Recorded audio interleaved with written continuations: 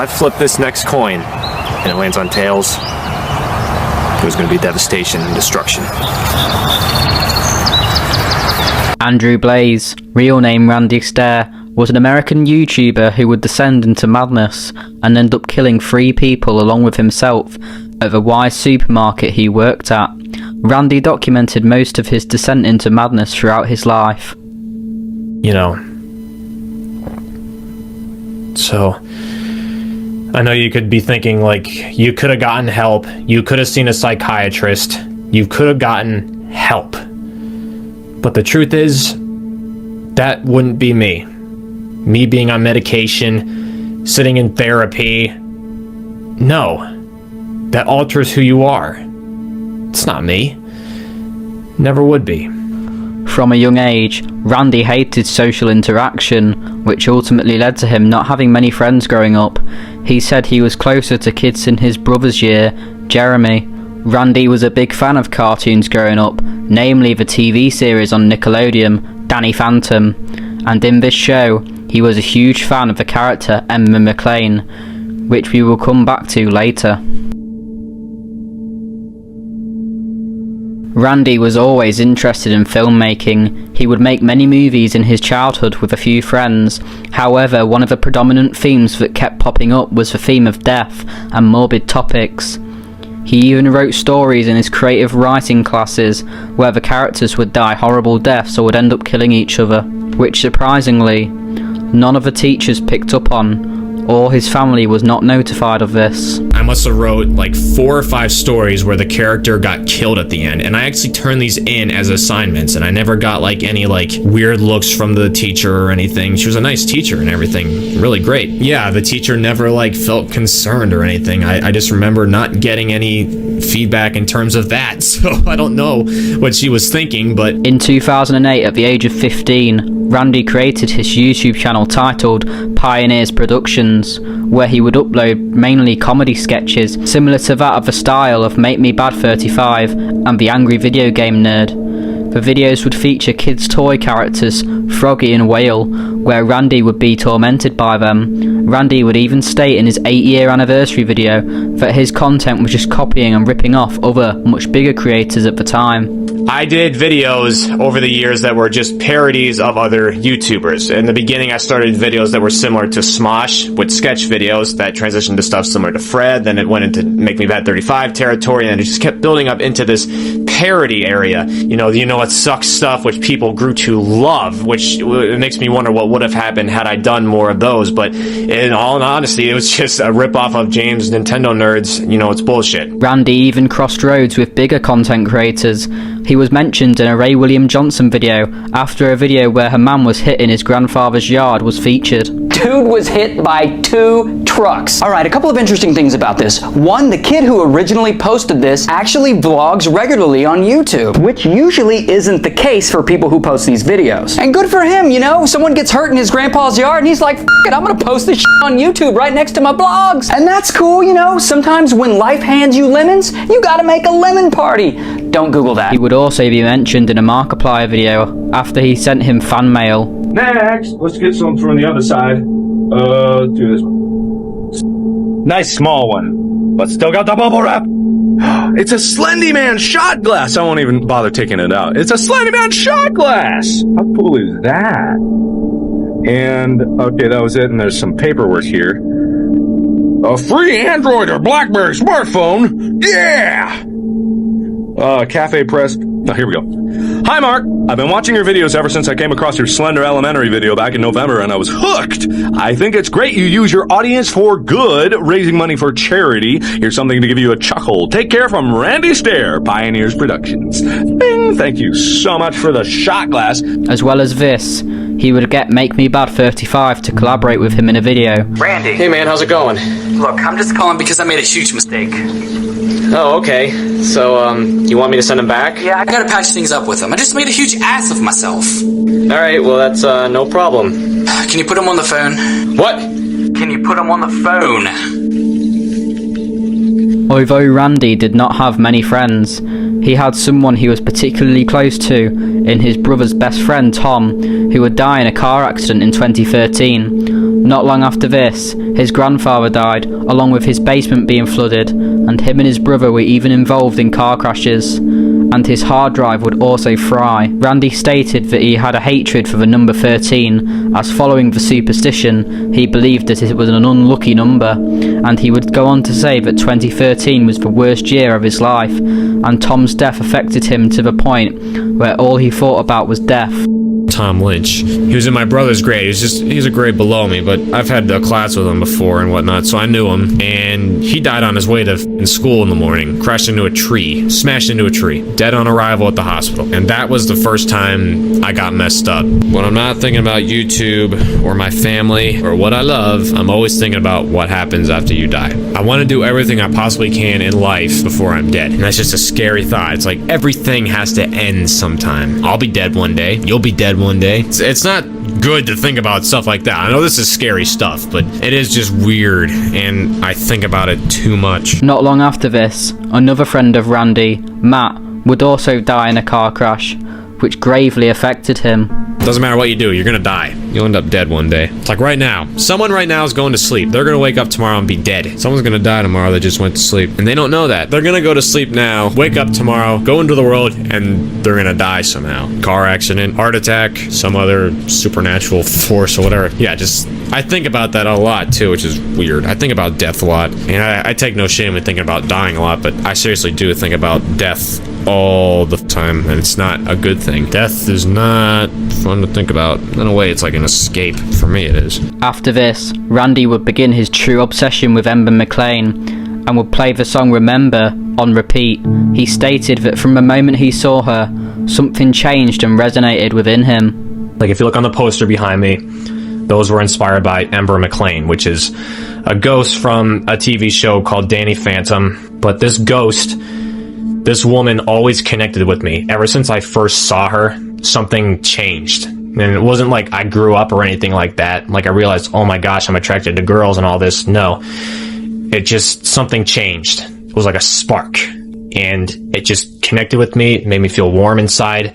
And it felt very familiar, which was strange. It was like I'd seen her before. And I just grew attached to her, unlike anything I ever have in my life. It was like my first crush, and it's a cartoon, you know? It's kind of crazy to think of it that way, but that's the truth. He would then start to change his content on his YouTube channel to a much darker and stranger style, having Ember show up in the videos he was creating. He started planning to create an Ember-inspired spin-off series, as he fell out of touch with making the comedy-style videos he had got used to. To wrap up the Pioneers Productions YouTube channel, Randy created a short 5-episode miniseries where Ember would seemingly control him to take the lives of his characters, Froggy and Whale, in a very dark and disturbing fashion. The series then ended with Randy getting a gun and turning it onto himself. Why are you doing this? Because she told me to.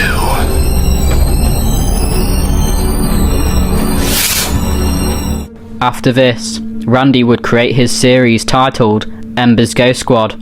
Although not being very popular on YouTube, it was known for being very dark, disturbing and violent, and it was apparent that this series was taking a grave toll on Randy's mental health in a negative way. Randy would go on to start calling himself Andrew Blaze, as he always hated his birth name, and stated that he would be changing it as soon as he was legally able to.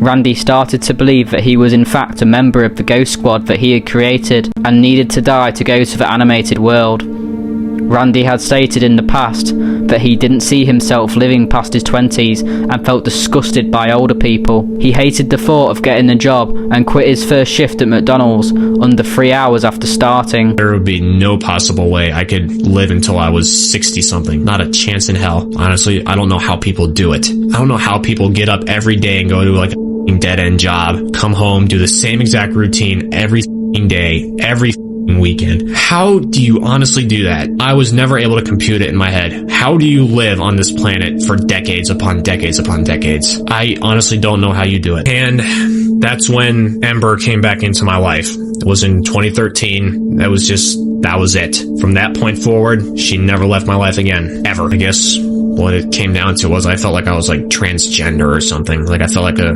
woman the whole time, which spiritually I'm a woman. I'm a female soul. But I had to live in a man's body to do what I set out to do. That was my soul contract. Eventually, his father would land him a job at Wise Supermarket as he was a manager at the store, where Randy would go on to stay for 7 years despite how much he despised working there. He also had a hatred for his father, as his father wanted him to get a successful job and career. Eventually, Randy would make the decision that he wanted to die and go and live with the fictional characters that he had created in Ember's Ghost Squad. He would also be active on a Columbine fan forum and stated that he had a connection to one of the Eric Harris, who is considered the mastermind behind the Columbine attack. He even brought 3 natural selection shirts, which are the same shirts that Eric Harris wore during the Columbine attack. Randy would purchase 2 shotguns and duct tape the grips to replicate the gun that Eric Harris held in the Columbine attack. Shells in the mail. And look at that shit. But wait, there's more. I can't fucking, like, there's 250 fucking shells! 250 rounds of ammunition! What the fuck? Like, damn, I can't believe it! Like, holy fuck! But yeah, I might as well show you the updated gun while I have you here.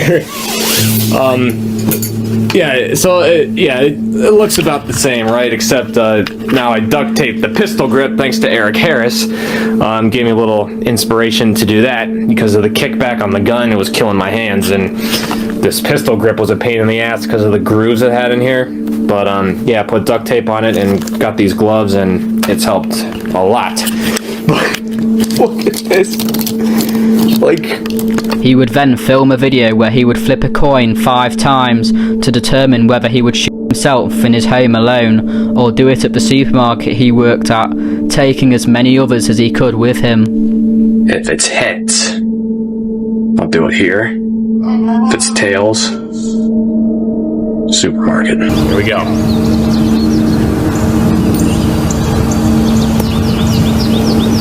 I'm not gonna touch it. You will see it as I see it. If I can find it. There it is. That's the tails. See that? Clearly tails. So that's one. I'm not gonna cut. I'm not gonna touch the tripod or the camera. Only just to show you. That is it. There's gonna be no other cutting.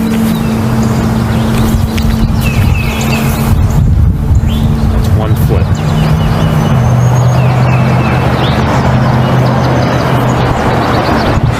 Number two. Looking at it. You as I will see it for the first time. It had to be, right? That's a heads. Ooh, one of each. Tension's building up.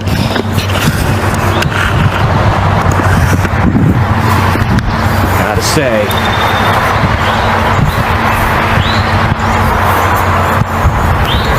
this is crazy. This is just crazy. Having this come down to the flip of a coin. Alright, number 3. That was a high one. Alright, don't lose it. Can't lose that coin. Here we go. Oh, it's a tails. That's tails. You can see it. The fucking exposure on this is going all sorts of wonky. Here. There we go. Now you can see it. Tails. Okay.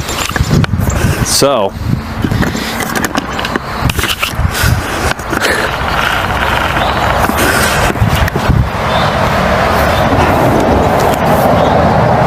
You realize, if I flip this next coin and it lands on tails, it was going to be devastation and destruction.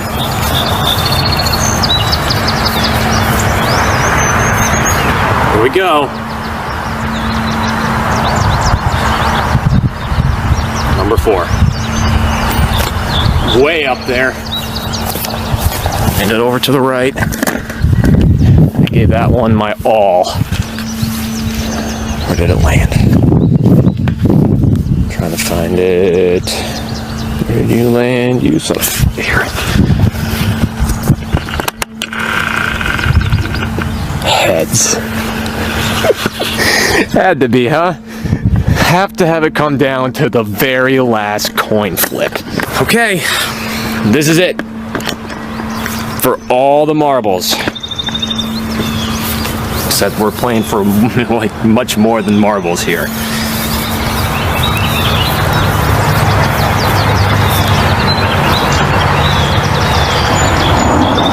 I can't believe I'm having this come down to a coin flip. The flip of a coin. Here it goes. 1, 2, 3.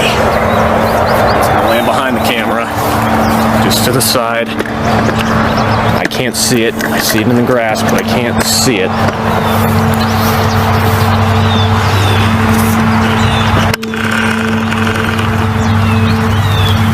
Tails. That is a tails, folks. Tails.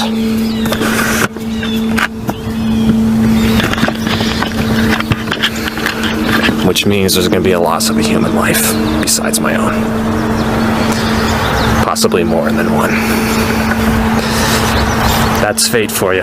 Randy coded the letters in EGS to determine the date which he would commit the massacre, which ended up landing on the 5th of July 2019, but Randy felt that this was too far away and he didn't want to wait 2 years, so he would eventually land on the date of the 7th of June 2017. Leading up to the massacre, Randy would leave chilling tweets alluding to the massacre he planned to commit on his various Twitter accounts, which he had created to impersonate the characters he created in EGS.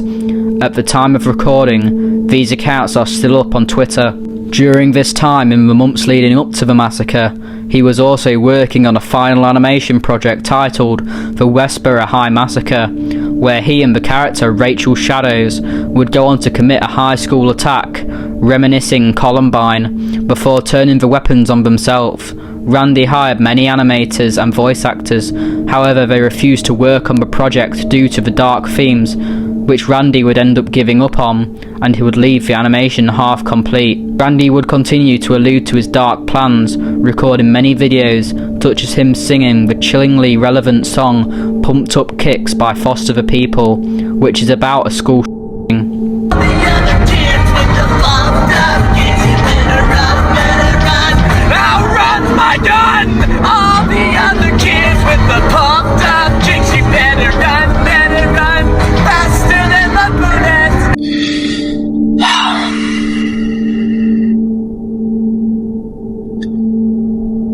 Brings back memories, doesn't it? What happened? What the fuck happened, man? Though it's kind of ending on a little bit of a down note, but I'm satisfied with it. The bare minimum of what you can call satisfied. So, everything has to come to an end someday. And unfortunately, this is the end for me. You never think that it's gonna happen. It's like just thinking about dying. You never think you're gonna die. And I think for some people it happens just like that. They could just be driving on the highway and a brick can come flying through your fucking windshield and kill you. Just like that. You wouldn't even see it coming. Anyone can die at any given moment of the day. Just think about that. You could be watching this video today for all I know, and you could be dead tomorrow. Think how many people go to sleep at night and then are going to die the next day and they have no idea. Think about how many people like me are going to go to bed and then wake up and know they're going to die. It's surreal. Just think about that, you know? People try to think about all the good things in life, but you never think about things like that. I did all the time. Just look at all the tweets on my social media. The Andrew Blaze one, anyway. But that's also what I wanted to do with Ember's Ghost Squad, was to show you how easily things can happen to people. You know, all the ghost backstories, like some were by suicide, some are just out of their control and it just happened. They were here one day and then they were gone the next. That could happen to you too. It could happen to anyone. And I wanted to show that it's okay. That was one of the biggest messages with Ember's Ghost Squad, was just to show that it's okay to be sad, it's okay to be depressed, it's okay to be rebellious. Do what you want. Be who you are, and don't give a shit. Don't give a fuck what anyone says. Be yourself. How many people would do the stuff I did? It takes a lot of guts. You'd think, but then I just got desensitized to it all. You know? Just do what you like. It's easier said than done, but over time, maybe you can get through that. Life's real short. Sometimes it feels like an eternity, but life's so damn short. It really is. And look at me, it's like I blinked and I was 24 and a half. What?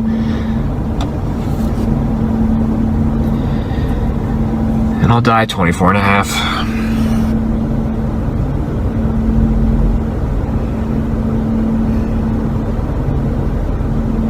Some of you maybe I'll see on the other side. I don't know. Spiritually, I might have known some of you before I got put here. I couldn't tell you. But some of you, I'll see you soon. I have full belief in that. If you want to end your life, end your life. Do what you feel is best. Doesn't matter who you hurt from it all, as long as it's what you want to do and it's what's going to make you happy. If it's going to make you free, do it.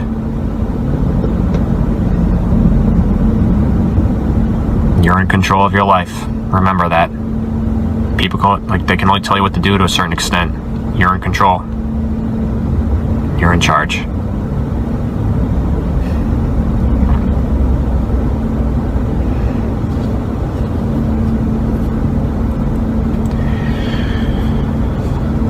Alright.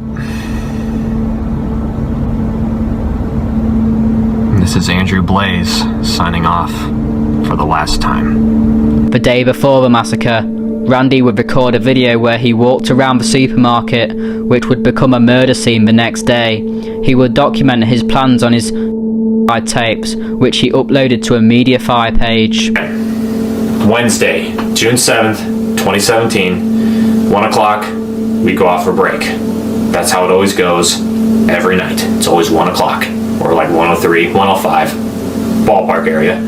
So here's what's gonna happen. Brian's gonna come up to me and say, break. He goes outside. That's how it always goes. I follow him not long after, usually a minute or two, because I always grab snacks to buy, to gnaw on and stuff. You know, here's what's gonna happen. When he goes out, I'm gonna block the emergency exits. I'm gonna get pallets, I'm gonna put them in front of the doors. In the back room, there are at least 4 or 5 emergency exits. There's one all the way at the other end of the facility in the back room by the back manager's office. That one I'm actually gonna block when he goes to lock the store up at 11 o'clock. So that one will just be taken care of instantly. He's not gonna go down there looking for other stuff, because I'll have all the stuff we're gonna need for the stock and shit already down here. So there'll be no reason he'll ever need to go down that side of the facility. So that'll be taken care of. And about, I'd say like 60 feet beyond that, there's an emergency exit here. And about 20 feet down, there's another one here. This one over here is the easiest to block, besides the one all the way down. You just put a pallet there, and it's completely blocked. You're not going to get out. Same thing goes pretty much for the one next to it. They're just single layered doors. They're not double doors. It's just one door. And then you got the receiving door. So you got all these doors, boom, boom, boom, boom, to block with pallets. And it's totally doable. You know, it takes 2.5 minutes, if that. On the early morning of June 8th, 2017, Randy was working his night shift along with co-workers Victoria Brong, Brian Hayes, Terry Lee Sterling, and Kristen Newall. While working, Randy would block the exits with pallets, and while on his break, he would upload his tapes and final animation, which had some chilling moments within it, stating that it was dedicated to Eric Harris and Dylan Klebold, the Columbine attackers. After this, Randy would then drive his car blocking another one of the exits before getting out, taking off his work shirt to reveal an "It's Our Time to Rise" t-shirt, along with putting makeup on his eyes to replicate the look of Ember. He would then get both of his shotguns out of his car and would fire, killing Victoria. Kristen looked to see Randy staring at her while he shot 2 more rounds into Victoria. They both locked eyes for a moment until Randy decided to walk away, where he would go on to kill Terry and Brian. Kristen ran to the front door, and while Randy's back was turned, she would push herself against the door, opening it and escaping, where she would go on to call 911. Randy then fired rounds at products around the store and propane tanks,